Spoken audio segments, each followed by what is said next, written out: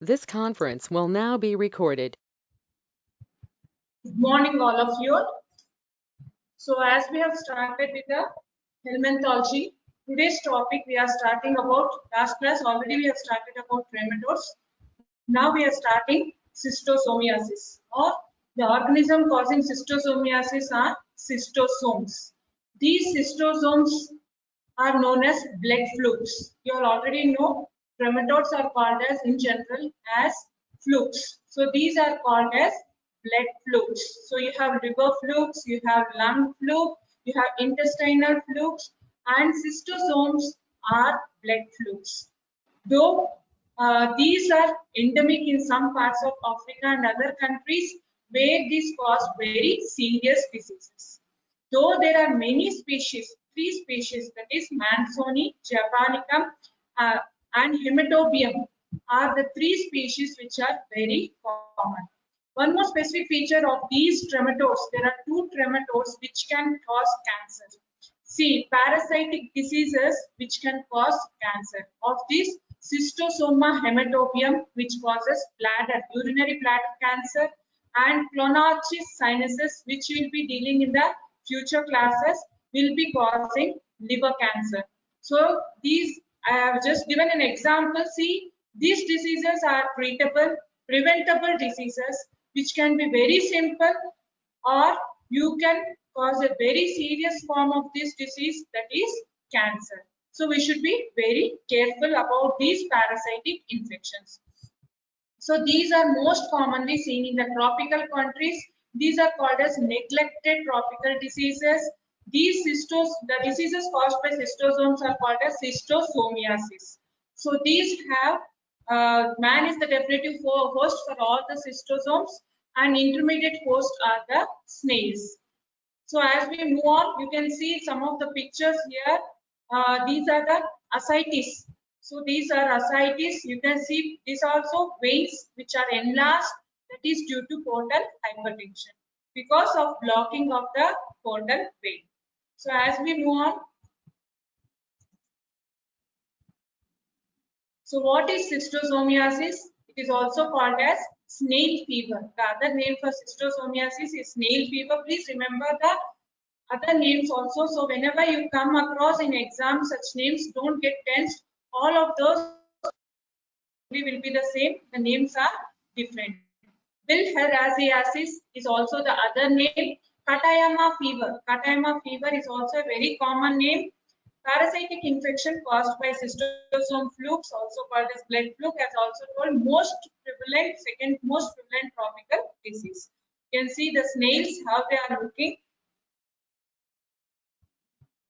So where in which all population it is high risk.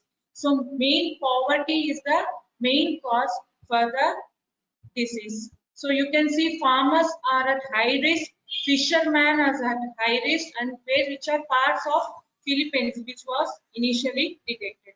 So you can see these diseases are seen in these are called as freshwater course. These diseases are seen only with the fresh water. You can see in the previous slide how dirty the water is, but still they are cleaning the cloths, they are bathing, all those things are happening here. Because of this only, they are at high risk of transmission of infection. So specific freshwater snail species acts as an intermediate host. Cercaria is the infective stage capable of penetrating the unbroken skin of the human host. See, please remember most of the helminths are transmitted by fecal-oral route, but there are some helminths which can be transmitted by penetration also. For example, this is the best one. You can see it is capable of penetrating the unbroken skin of the human host. This is Cercaria. You can see the picture in the lower part. This is called as Cercaria. This is able to penetrate the human skin without any abrasion also. It is also called as swimmer's itch or clam picker's itch. Why this name has come is when this Cercaria penetrate the skin at the site of penetration, though they may not be able to see the site of penetration, you can see there may be redness in the site at the site of penetration, and itching sensation can also be there. You can see here This is Cercariae. It's trying to penetrate the human host. It cannot be acquired by contact with the salt water. Only fresh water only you can see, because it is seen as fresh water species only. Salt water you cannot see. So schistosomiasis has been recognized by WHO as neglected tropical disease, which I have already told. Neglected tropical diseases are due to poverty. Poorest population are most commonly affected. These poorest population are those which do not have proper access to the proper water, clean water or purified water, where you have large number of population. We are undernourished and in a very bad state. Some of these tropical diseases you can see in this picture. One is hookworm, malaria, ascariasis, filariasis. Along with that, schistosomiasis is also one of the neglected tropical diseases. This has few examples of neglected tropical diseases. That list is not complete. As we move forward, so this has been classified into class Trematoda, phylum Platyhelminths, order and family. You can see Schistosomatidae and genus Schistosoma. And species I've already discussed in the next previously, and next one also I'll be showing you. Three main species are there: Schistosoma mansoni, japonicum, and hematobium, which was most of the diseases, of which Schistosoma mansoni is the most common. You can see these are the one, and depending upon the sites of infection, they have been classified like this. Gastrointestinal tract is mansoni and japonicum. The other two are not very common, so please neglect them. Urinary tract, veins of urinary bladder, that is Schistosoma hematobium. I was speaking about Schistosoma hematobium only, which can cause bladder cancer. So male and female worms always go in pair. You can see this picture. This is male and female worms. Here also male and female worms go always in pair. They live in the blood vessels of the intestine and liver. Japonicum is restricted. If you go to the etymological part, the distribution of the these parasites, it's not present everywhere. It is present only in few areas. Japonicum restricted to Pacific region, including China and Philippines. Hematobium most prevalent and widespread in Africa and Middle East. Mansoni, Africa, the only species seen in Latin America. So these are the species. Luckily, we don't have schistosomiasis, but still we do need to study about this, because we are in the tropical region, because we have a poverty, large population is there. So we are also at risk. So we do include schistosomiasis in our topics. So Schistosoma mansoni being the most common organism, followed by other organisms. Most of the life cycle and all the clinical features are almost similar, with very few changes to the other species. So we'll be studying in detail about the Schistosoma mansoni, and little bit in differences between all the other species I will be discussing in the future as we go on. So this is called as, also known as Manson's blood flu, which produces intestinal schistosomiasis or bilharziasis in human.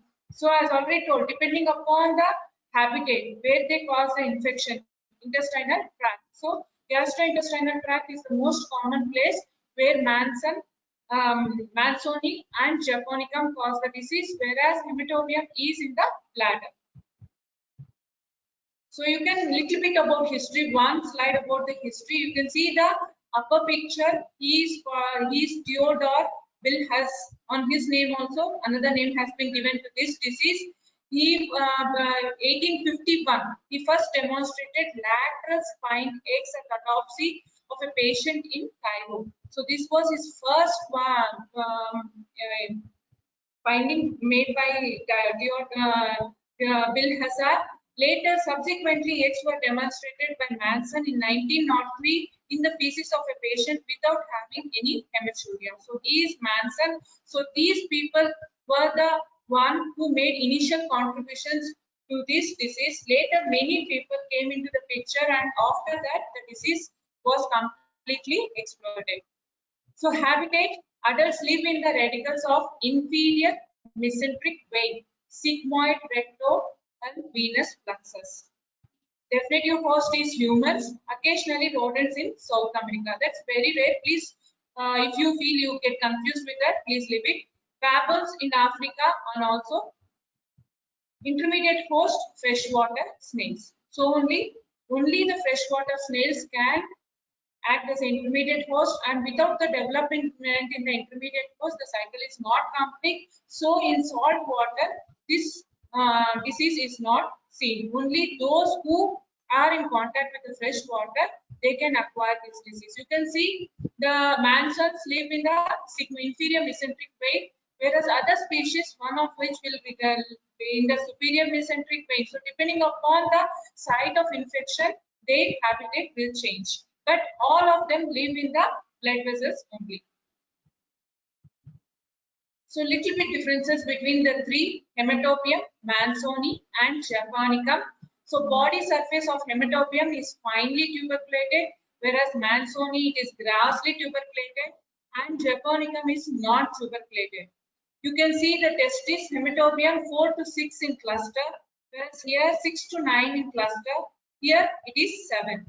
Position posterior to the middle of the body, whereas Mansoni anterior to the middle of the body and posterior to the middle of the body in case of Japonicum.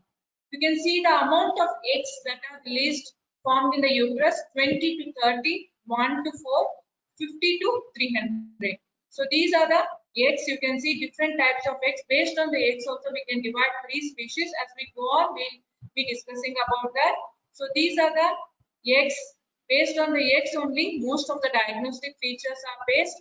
You can see the size of the egg. Hematobium is 110 to 170 micrometers in long, whereas Mansoni is almost similar, 175.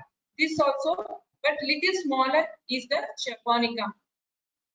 Though this size is important, one thing, maybe on the size we cannot completely differentiate. The most important feature which differentiates the eggs for a microbiologist or a technical person to give a report is the spine. You can see this terminal spine. So whenever you are drawing the diagram, also concentrate on this. If you have a terminal spine, you can see this is a terminal spine. You can see my cursor. I am moving on the cursor. If you have a terminal spine, then it is called as hematobium. If you have a sharp lateral spine, this is a sharp lateral spine, then go for Mansoni. Whereas if you have a small knob, see this is a sharp one. This is, you can see, a knob-like structure. It is not sharp. Then lateral knob. Then it is Japonicum. So these are the 3 main features which differentiate the egg. Though the size is important, you can see the size of Hematobium is more important, bigger when compared to the other species. Though size is important, the most important feature which differentiate under the microscope is, if you have it, I'm repeating, terminal spine. If you have a terminal spine, go in favor of Hematobium. Of course, when you see the clinical features also, that will help in the diagnosis. Mansoni, you can see this is the lateral spine, whereas for Japonicum, it is the lateral knob. So here you have a sharp end, here you don't have a sharp end, but a blunt end can be seen. So you can see transmission is by Cercariae that emerge from the tiny snail. After the development in the intermediate host, the Cercariae come out, and these can penetrate even the unbroken skin. So these are the snail shells, and you can see these are freshwater pools, but the pool is so dirty, so easily the snails and Cercariae all can develop here, and you can see this child is playing there only, and though there is no broken skin, easily the Cercariae can penetrate if they are present in this area. You can see this Cercarian larvae. This is the final stage. This is the infective stage for the cystosome infection. It has a mouth part, it has a oral sucker, pharynx, esophagus, intestine, acetabulum, gland cells, and tail. See, so many parts are present in this larval stage, which is the infective stage for the humans, which can penetrate even the unbroken skin. So Cercariae is called after 2 months of development in the snail. After that only it comes out, moves out from the snail, and in the water it goes on floating, and swimming until it finds a proper host, that is humans. Whenever it finds a proper host, it immediately penetrates and further development takes place in the definitive host, that is humans. So transmission is not only the result of interplay of humans, snails and parasites, but also a complex demographic, environmental, biological, technological, political, socio-economic and other cultural process. So here is the snail. From the snail, Cercaria is trying to emerge out, and here is the human host already ready. When this Cercaria moves out, it penetrates and tries to penetrate the skin of the humans. You can see here, these are all Cercaria moving out from the snail, and they easily penetrate the human host. So this is the CTC life cycle. Don't feel confused with this. The cycle is quite simple, but initially you need to remember one thing: definitive host and intermediate host. So definitive host are the humans. From the humans, so if I need to start from the first cycle, I need to start from the egg first stage. But before that, since we have already previous slide, I have already told that Cercaria are the infective stage. The Cercaria penetrate the skin of the humans, they enter, and depending upon their habitat, that is intestine, they move. In the intestine, blood vessels, inferior or superior mesenteric blood vessels only, they stay there. They develop into the adults. After developing into the adults, eggs are excreted. So you can see in the hematobium, the eggs are excreted in the urine. Why this is important? If you don't suspect the proper species, then you can't go for the proper sample investigation. So if you try to search, if a patient is suffering from hematobium infection, that is bladder infection, and you are giving feces as a sample, your report will be negative and it will be of no use to you. So in hematobium infection, urine will be your sample of choice, whereas in Japonicum and Mansoni, which are the other two common species, feces will be the sample of choice because it affects the gastrointestinal tract. So initially I have showed you the slide where these species infect. So once these eggs are released, eggs shape also I have told, the terminal spines, knob, everything I explained you in detail in the previous slide. As we go on further, the repetition will be there. So once these eggs are released, these eggs hatch releasing miracidae. This is the initial stage. After the eggs are released, eggs hatch to release miracidae. Miracidae. Once miracidae are out, these try to penetrate the snail tissue. So these are present. So these are freshwater snails. So you cannot, they cannot be of any use if they penetrate the other snails. So salt water, these are of no use. So miracidae penetrate the snail tissue. In the snail tissue, they go on developing. So sporosis in the snail, successive generations will occur. After successive generations, you can see after the successive generation of sporosis, Cercariae are released. This period may be around 2 months. Okay, Cercariae released by snail into the water and they're freely swimming. They are freely swimming. When they are swimming, when they come across a proper host, that is the human host, they penetrate the skin. Once they penetrate the skin, they Cercariae lose tails. I told you the parts of Cercariae also, they lose tails during penetration and become cystosomulae. This is called as cystosomulae. So the proper shape is lost, the tail is lost, and that becomes cystosomulae. So once these cystosomulae are formed, they move into the circulation, into the blood vessels. From the circulation, they move into various blood vessels. They migrate to the portal blood in the liver and mature into the adults. You can see the female and male adults. Pale adult forms migrate to the mesenteric venules of the bowel, rectum for laying eggs that circulate to the liver and shed in the stools or in the venous plexus of the bladder. Venous plexus of the bladder is for hematobium, whereas all other steps are similar. So this is the proper CTC cycle, how the of schistosomiasis with little differences between hematobium and Mansonia and Japonicum. I repeat again, I don't know how much you all understood, but still again I'll try to repeat once more because life cycle is very important. See, when you are mentioning the life cycle, no need to write the stories in whole of the page. If you draw this life cycle schematically, diagrammatically, that will give you the complete marks. I repeat, no need to write pages in one or two. Don't think we'll count the pages. If this cycle, diagrammatic, schematic diagram, if you can use color pencils, still it's good. You can see this diagram, picture representation. See the X, how they have mentioned. See the snail shape. If you can mention all this, then it's more than enough. So again, I repeat, so man is the definitive first. Always please, whenever you are writing the life cycle, you need to mention the definitive first, intermediate first, and infective stage and diagnostic stage. Please remember this four. Definitive first is the man. Intermediate first is your snail. Okay. Infective stage is Cercariae. Diagnostic stage is X. Okay, these are the four things which if you mention will give you more marks. Not that if you don't mention you don't get any marks, but still that will hold your answer good grade. So man is the definitive host. Man have excreted the eggs. These excretion of the eggs depending upon the habitat of the humans in the humans. So Mansonia and Japonicum are the intestinal flukes, whereas Hematobium is a bladder fluke. So Hematobium and Mansonia are excreted in the feces, whereas Hematobium is excreted in the urine. So once these eggs are excreted, they undergo development. Once they are developed, eggs hatch, releasing Miracidia. These Miracidia search for the intermediate host, that is the snails. Again, I repeat, freshwater snails.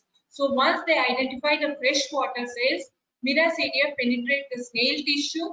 Once they enter the snail tissue, sporocysts in snails are formed. These sporocysts undergo successive generation. There is sporocyst stage 1, stage 2 and all.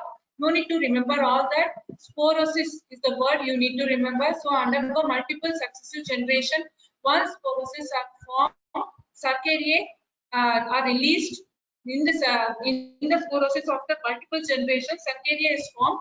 These Cercariae are released by snail into the water, and these are free swimming. See, you have seen their tail. Because of the tail, they can easily swim and try to identify the definitive host. So whenever they come across the definitive host, that is man, they can penetrate even the unbroken skin. Once they penetrate the skin, there will be an initial inflammatory reaction at the site, and there will be itching also. That itch is called as swimmer's itch. As we move on into the clinical features, I'll be explaining them in detail. So as we are speaking about the life cycle, they penetrate the unbroken skin. Once they penetrate the skin, Cercariae lose their tails during penetration and become schistosomules. So tail is lost, they form the schistosomules. These schistosomules are free to penetrate, to circulate in the whole of the body. Circulation, so from in the circulation they migrate to the portal blood vessels in the liver and mature into the adults. So once they mature into the adults, male and females are there. They are usually together. They are paired. You can see male and female. They are together. This is male and female. They are seen in the mesenteric venules of the bowel and rectum. In case of Schistosoma mansonia and Japonicum, laying eggs that circulate to the liver and are shed in the stools. Whereas in case of Hematobium, in the adults stay in the venous plexus of the bladder. So from there they lay the eggs, and that eggs are released into the urine. So the next part, if you go on, see, this is the proper one. It's just a schematic diagram, simple diagrammatic. You've seen man is the definitive host. You can see these are the Cercariae. Once the Cercariae, they come in contact with the fresh water, they penetrate the skin and form. These are called as schistosomules. Schistosomules are later move on to the circulation. They move in different parts from the liver.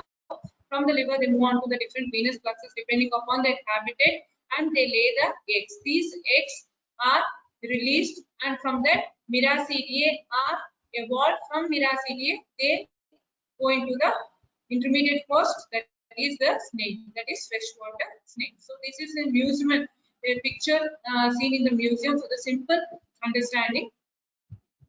So clinical features I've already told. The other name for is bilharziosis or Katayama fever. Katayama fever is the most common one. So usually after 4 to 8 weeks of the initial infection, because this is the time period, incubation period required for the development of the adults and release of the eggs. Usually serum-like sickness can be seen, corresponds to the first cycle of egg deposition. So this is the one where adults develop and they release the eggs. From then only your proper clinical feature starts. Before that is called as incubation period. Serum sickness like illness corresponds to the first cycle of egg deposition. Fever, general discomfort, abdominal pain, diarrhea, vomiting, flu-like symptom, and severe dry cough can be seen. So all these are features very common to the other disease also. Then how to suspect and when to suspect? In such cases, you need to see the endemicity of the disease and the prevalence of the disease in that area. Then only high degree of suspicion can be possible. So lymph node enlargement can also be seen. Hepatosplenomegaly, you can see a very large liver and spleen. Hepatosplenomegaly, this picture you can see, these are all in African pictures. So in a chronic stage, local inflammatory reaction can be seen. Egg granulomas are at the center, are found in the distal parts of the colon and rectum. Ectopic granulomas in the lungs, but rarely in the spinal cord also can be seen.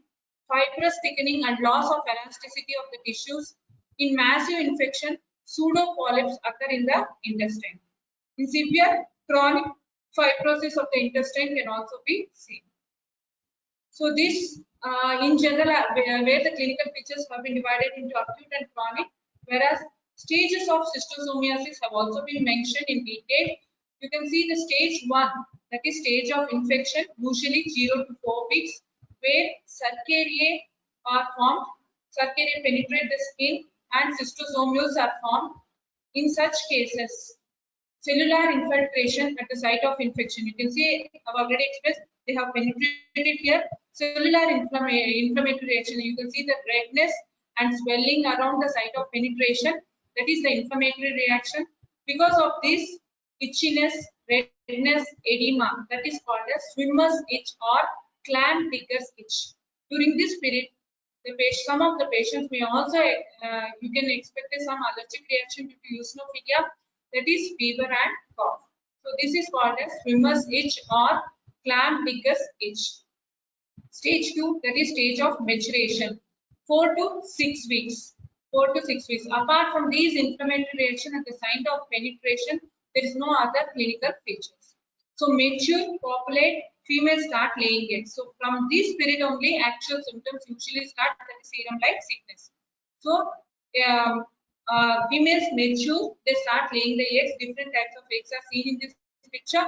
So these eggs excreted metabolic waste products lead to the allergic reaction that may be lead to itchiness, fever, bronchial asthma, urticaria, eosinophilia, and diarrhea. So these are due to serum-like sickness. Stage 3, stage of established infection greater than 6 weeks, includes massive egg production will be there, pseudogranuloma formation will be there. Apart from that, you have GI disturbances like colicky pain, nausea, vomiting, diarrhea, dysentery. All other non-specific features can be seen here. Stage of late infection, that is stage 4, uncertain after a long period of time, decreased egg production, blood flow blocked by fibrosis. Because the adults are already there, they are blocking the blood flow leading to fibrosis, because of which collaterals are developed in the rectum, or collaterals, depending upon the vessel they are blocking, vessel the adult forms are staying, collaterals in the esophagus due to portal hypertension, dilatation of abdominal vessels. As a result of which, portal hypertension, you can see ascites, hemorrhoids, esophageal varices, and caput medicine. These are almost a complicated stage where you can observe the complications. Again, I repeat, there are 4 stages. Stages of invasion, that is initial stages during the incubation period, where you have only at the site of penetration of cercariae, local inflammatory reaction is there, some itchiness, that is called as swimmer's itch.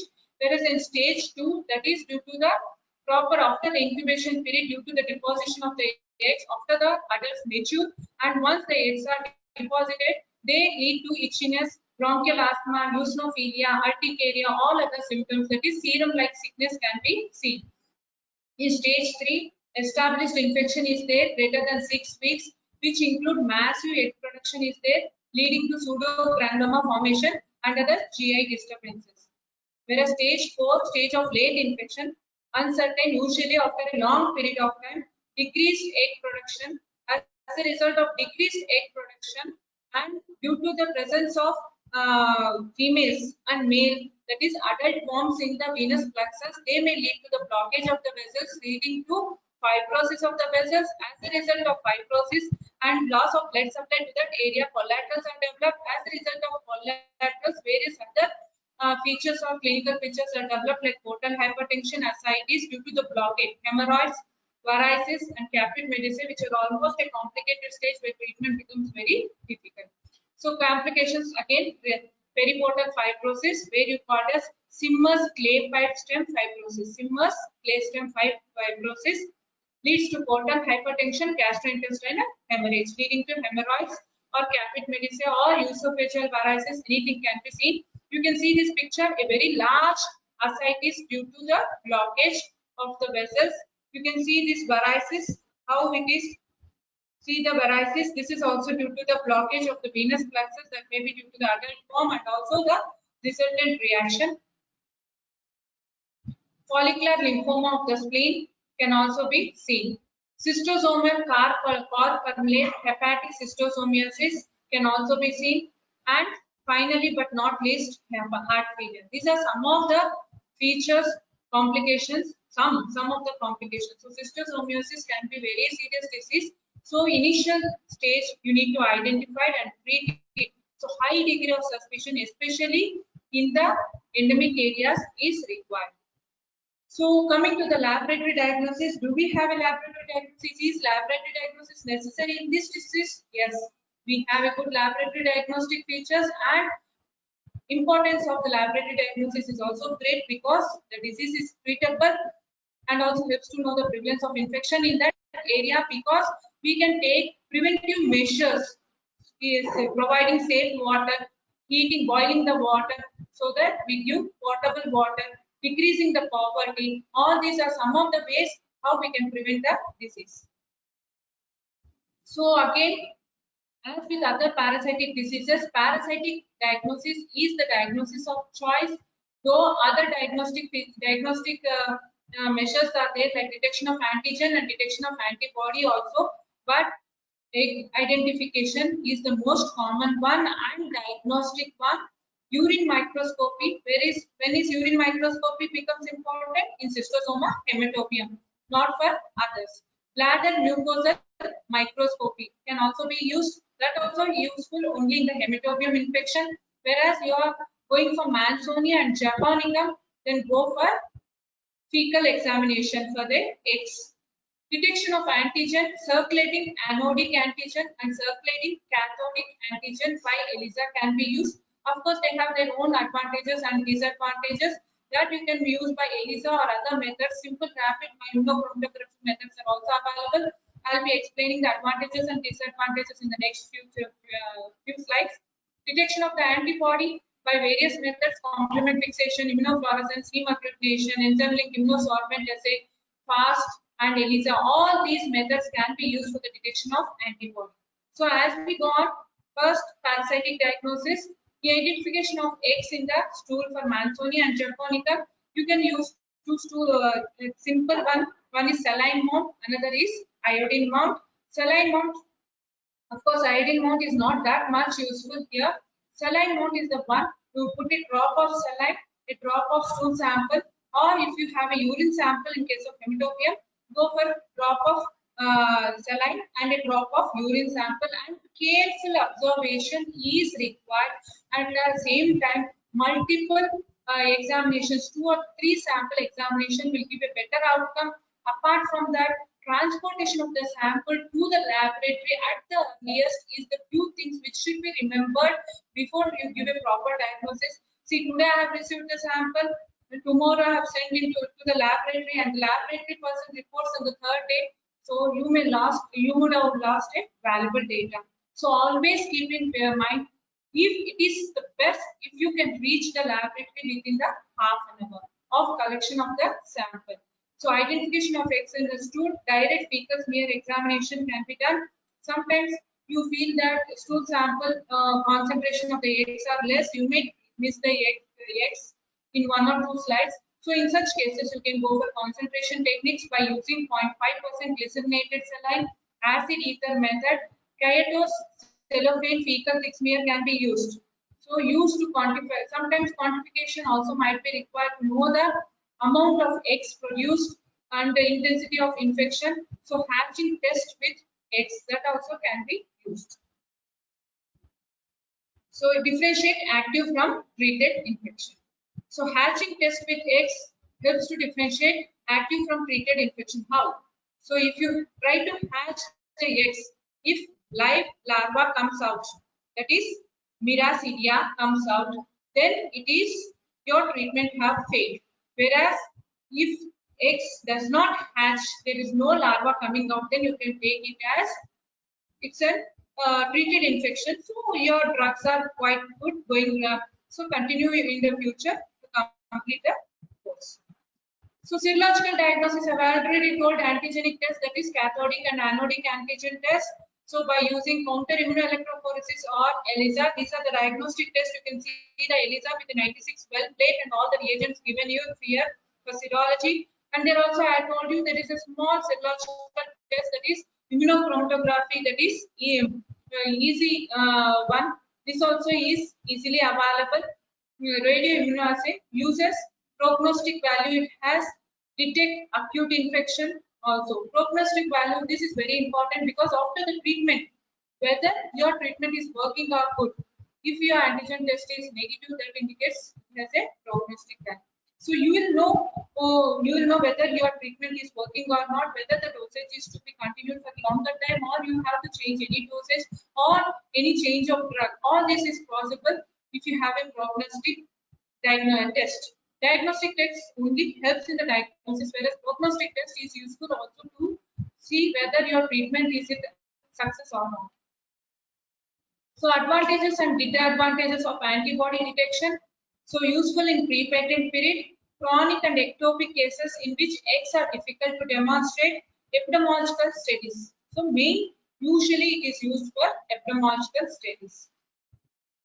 Disadvantages cannot differentiate active and past illness, which can be possible in case of antigen detection.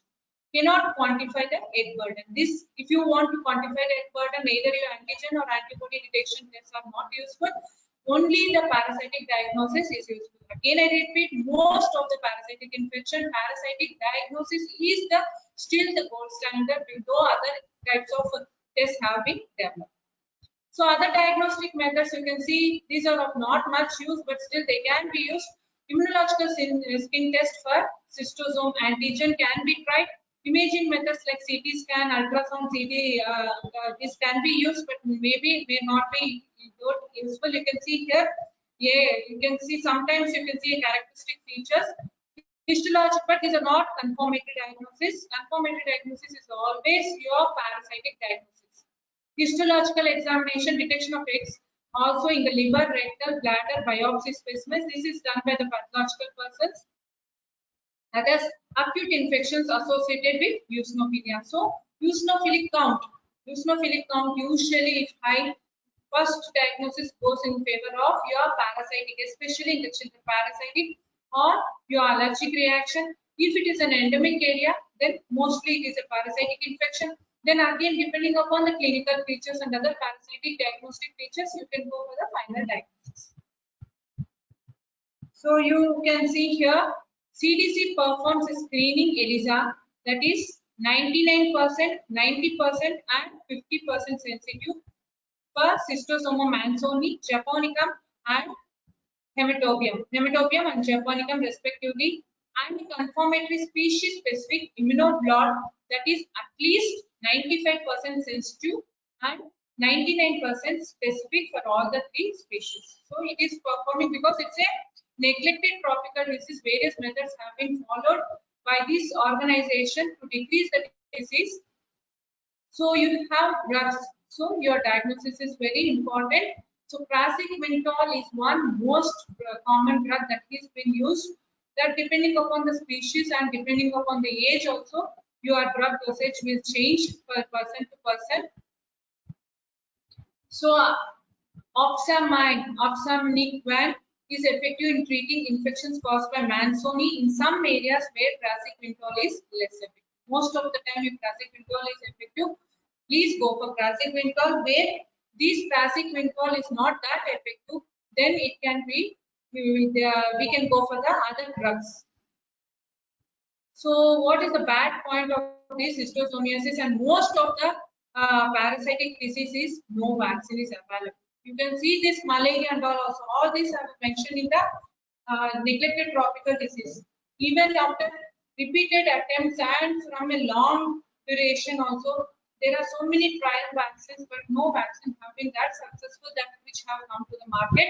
Nor are there any drug recommended as chemoprophylactic agents at this time. But some of them do give some of the praziquantel drugs, especially if they have an initial infection identified one, then they can use. At least for filariasis, we have a prophylactic drug, whereas here we don't have a prophylactic drug. So we should be very careful, but not to worry, prevention can reduce the disease. Reduction of contamination of water, avoid wading, swimming, or other contact with fresh water in disease endemic areas. You can see this everything is going on this. If the disease is endemic in that area, you need to avoid contamination, the contact with the such water. Molluscide to control the snail. Another way to control this infection is remove the intermediate host. If there is no intermediate host, the Cercariae though cannot develop. So Cercaria are not developed, eggs does not undergo further development, no Miracidia is formed. So that is another way to control the infection. Heating bathing water to 50 degrees for 5 minutes can also kill the Cercariae. Filtering water with fine mesh filters can eliminate the risk of infection. So these are the other ways which we can follow to avoid the infection. Prevention, swimming in adequately chlorinated swimming pools is virtually always safe. So chlorinated water, so this is indirectly to tell you that chlorination can kill the infection. Health education. The most important part is your health education for any disease prevention.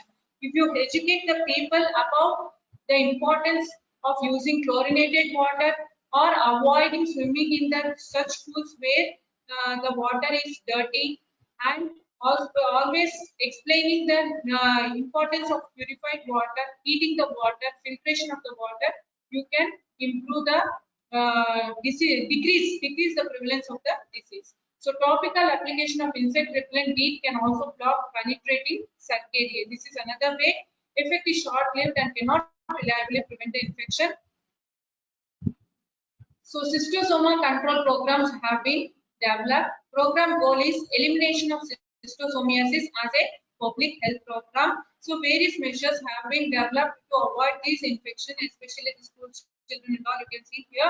So snail fever is there. Avoid contact and high degree of suspicion is also required, and treat them at the earliest stages so that you can avoid the infection completely and prevent the complications. Once the patient goes into the complication, treatment becomes difficult, especially for portal hypertension, ascites, and you can see that varicose veins. In such cases, treating the complications is a very complicated one, and you may or may not be successful in your treatment. So earlier stages only, please try to take care.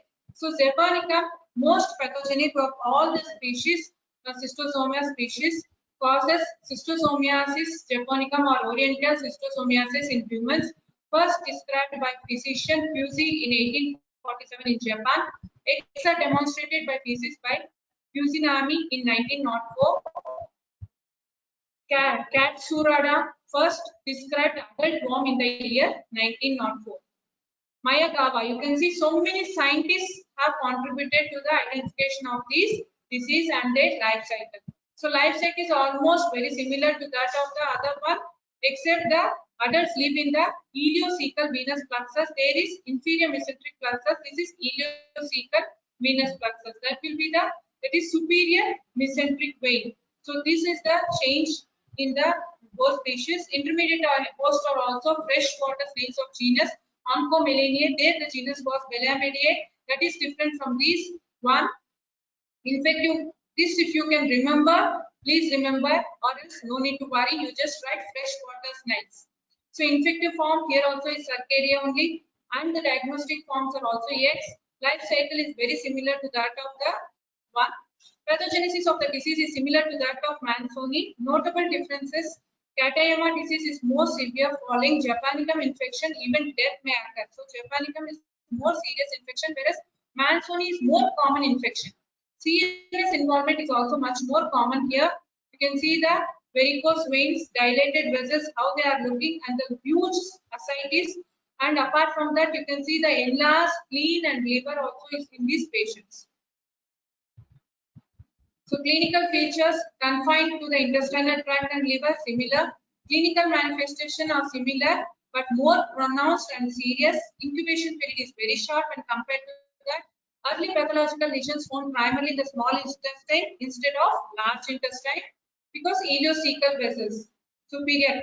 Japonicum lays large number of eggs. These eggs differences also are shown in a tabular column in the initial stages. So complications similar to Manzoni, but lesions develop more serious, more rapidly when compared to the Manzoni. Cerebral fibrosis. So CNS involvement is more common here. Cerebral schistosomiasis more common. Mimic brain tumors, headache, seizures, myeloradiculopathy, bladder dysfunction, and paresthesia. These are all the clinical features that you can see, especially with the cerebral schistosomiasis. So epileptic features are also very common here. Lab diagnosis and treatment again is very similar. Praziquantel is the treatment of choice, that also I mentioned. Lab diagnosis is also very similar. Here also Japonicum, Manzoni, both are intestinal, so feces will be your sample of choice. That feces sample you can see for the spined X depending upon lateral spine or terminal spined X. So terminal spine is hematobium, lateral spine is Manzonia, and lateral knob is the Japonicum. So on that basis only you can divide the one. So all others will be similar. So prevention and control, that is very important. So most of them know, I've already mentioned. It is almost very similar to that only. So these are the last slide I've just mentioned. Features of medically important nematodes: Manzoni, Japonicum, hematobium. So clonarchis and Paragonimus westermani. Clonarchis is a liver fluke that you'll be studying in the next class. Paragonimus westermani is a lung fluke that also you'll be studying in the future classes. Just to summarize in a short form, Manzoni penetrate the skin. So mode of transmission for all the species is the same. The sites affected, these are veins of the colon, that is large intestine. Japonicum, veins of the small intestine and liver, that is ileocecal vessels. So these are superior mesenteric, these are inferior mesenteric vessels. Whereas hematobium, veins of the bladder. So these are the mesenteric vessels. So these are the three differences. Based on this only, your diagnostic and prognostic features also change. Intermediate host is also the snail, that is freshwater snail. Species will be different. No need to worry about the species. That detail is not expected from you.